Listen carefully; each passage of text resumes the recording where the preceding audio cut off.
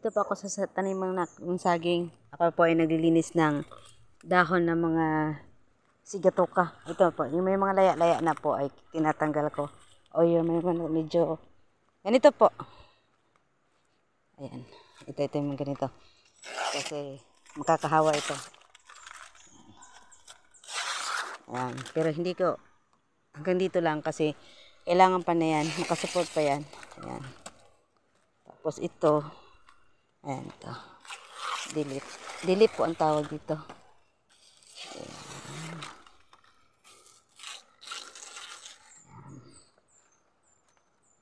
Ayan. Malinis na. Bakit kayo ito naputol? Baka, ay nako, mga bata siguro nito ha.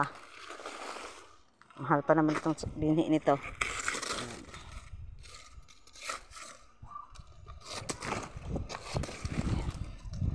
Ayan po.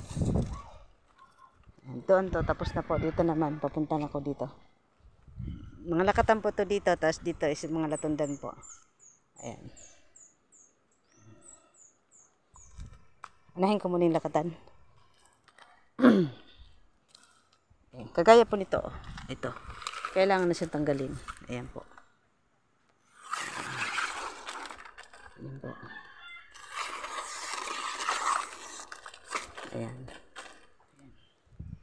Tapos ito. Para malinis. Hindi pasukan ng mga insekto.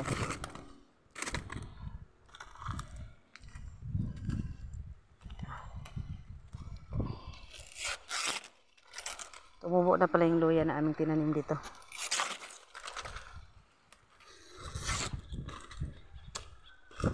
Kunin ko. Mainit po, ang tag-init po ngayon, kaya ang mga tanim ay walang masyadong bunga.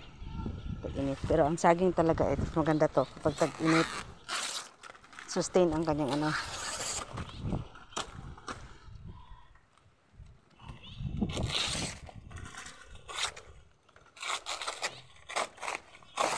Isang beses po sa isang linggo ako nagdidilip para hindi magkalat ang mga sigatoka.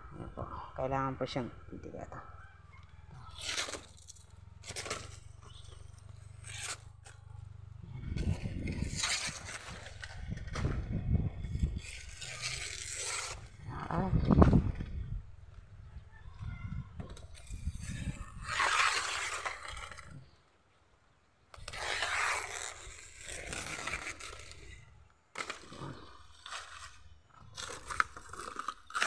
Po.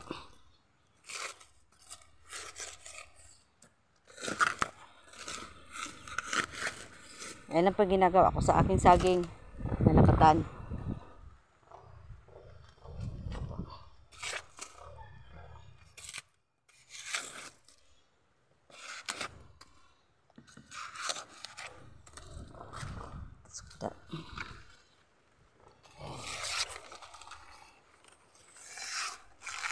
Ayan, para hindi siya makahawa sa magandang ano.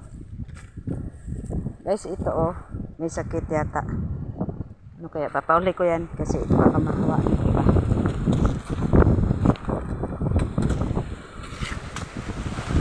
Lakas po ng hangin guys. Ayan oh. Ayan, napakalakas ng hangin. Ayan.